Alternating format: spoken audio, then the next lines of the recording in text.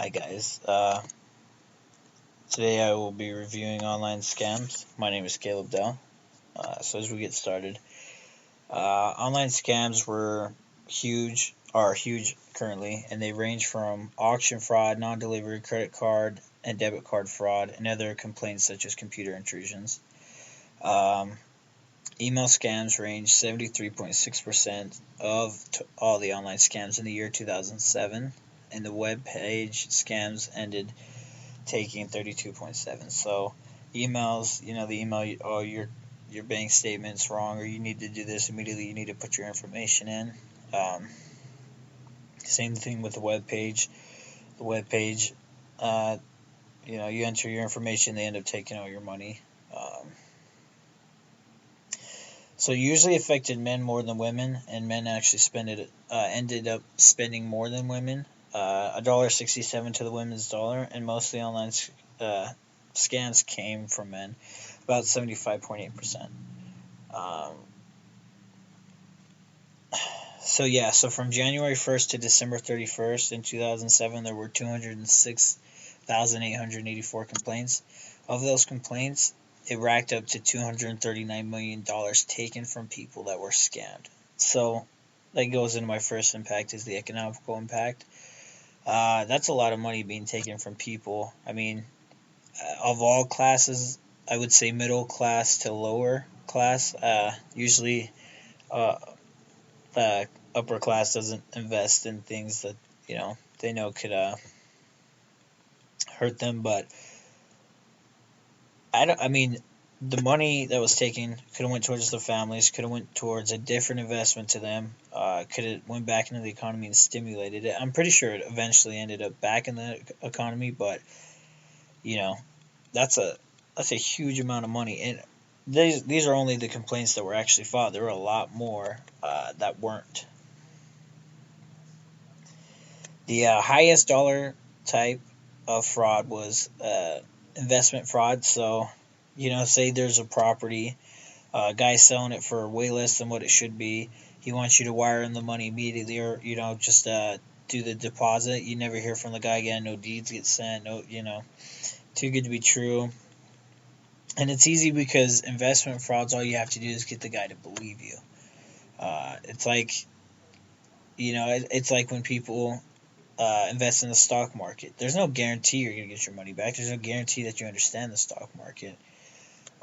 You're taking a risk. You're getting, if you go to somebody who's invests in the stock market, they're selling you on what they do.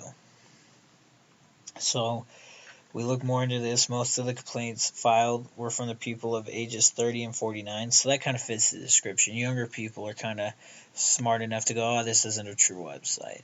Older people don't really use computers. I mean, 60s, 70s. I mean, now they do, but I'm pretty sure at the time they didn't because, technology advances. But so 30, 49, that makes sense. People think they're getting deals, or, they don't really understand that they're on a bad website and their information gets taken.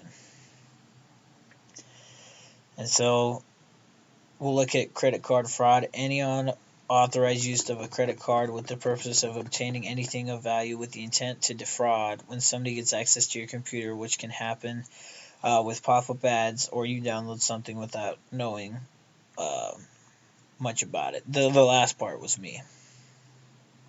So, yeah, I mean, you download a program, you don't really know about it.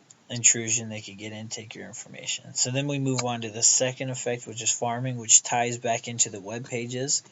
Farming is rerouting a person from the initial website to a bogus one to steal the person's information. So they want credit card information, debit card information, banks, bank history, whatever they can find, they'll get.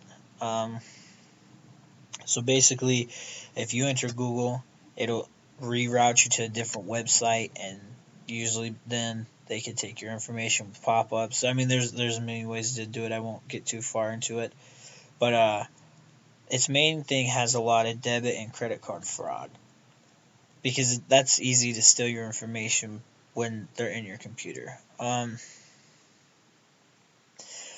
I've looked at a couple websites: Computer World, Norton Antivirus. And they say the best ways to protect against farming is to have a good antivirus software and check the links. If something is off about the URL, don't try it. The bulk of the fight against farming is being done without you even knowing. It's your internet service provider that does most of the blocking, but again, some slip by. Also, the numbers stated before in the first economical impact is from the FBI, which leads farming leads to social impact. You get online, you go to Facebook, you want to buy something from Amazon, you buy clothes. You just do it for the convenience. You don't expect that your money is going to get stolen. Um, you don't expect that people are actually looking at what you go to. Your information is being stolen. I think that has a huge economical impact because not a lot of people think that way. Not a lot of people go, oh, if I go to this website, can somebody take that information? Or is somebody really viewing what I watch? I think, a lot of people just kind of go out there and do it. I mean, I'm guilty of it. I put in my credit card information or my debit card information all the time, and I've actually had numerous times where money's been taken out of my account uh, without me wanting it. You think I'd be a little bit more uptight about it, but not really. I mean, if I want something on another website, I'll do it. I definitely don't go to old websites and do that. So the two impacts, economical. It's just, I mean, that's a lot of money for the complaints filed, uh, taken out. I mean, that money could have been used for anything.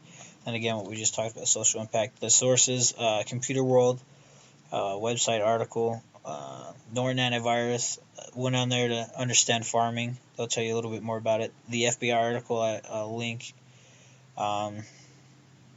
They actually did a huge study because I guess at the time, 2007, that was a huge time when people got online scammed.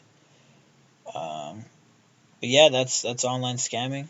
I hope you guys enjoyed.